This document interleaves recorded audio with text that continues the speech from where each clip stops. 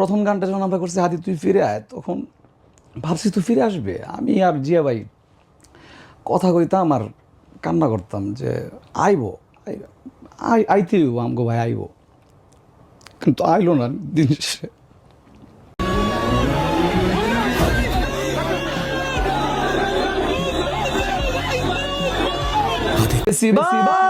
কবরের রচনা কে করলেন লাল সবুজের পতাকাটা।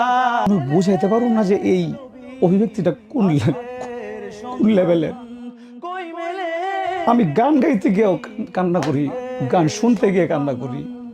হর শব কি রৌনক जुल्फों से अल्लाह अल्लाह अल्लाह अल्लाह। চামচার বাংলায় নাম চায় সবাই, নেই নীতি ইনসাফ কোথাও নাই নাই। দু চারটা শুয়োরের মাতলামি থাক থাক, চামচিকা তেলা পোকা গোনাতে বাজছে।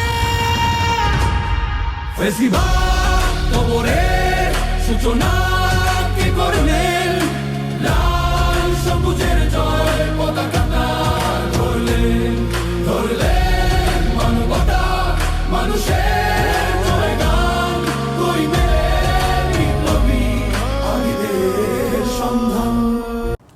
যে আগুনটা জ্বালাই দিয়ে গেছে, এই আগুন আমার কখনোই ছিল না। কালচারাল ফেসিস্টের যে ব্যাপারটা আর কি, আমি ছিলাম হইলো ঘুম পাড়ানির শিল্পী। মানে আমি ঘুম পাড়াইতাম, আশ্রবহুবাদা গাইতাম, বিভিন্ন নরম সুরের গজল টজল গাইতাম, খুব কোমল সুরে গাইতাম। আমি একদম আমার বেশিরভাগ গানই ছিল এরকম যে স্লিপি, ড্রিমি, এই টাইপের। আমি কর্ড বাজাইতাম ওই টাইপেরই। আমি যে এই বিপ্লব বিদ্রোহর ভিতরে ঢুকে যাবো এটা আমি কখনোই ভাবি নাই, এবং হাদি আমার উপর ভর করছে। আমি হাসতে হাসতে শহীদি দরজা চান, দেশের জন্য ফিদা ফিদা করবান। জীবন তুচ্ছ এক আনা দাম নাই, ওসমান হাদি দুনিয়াতে একটাই। হাসতে হাসতে শহীদি দরজা চান, দেশের জন্য ফিদা ফিদা করবান।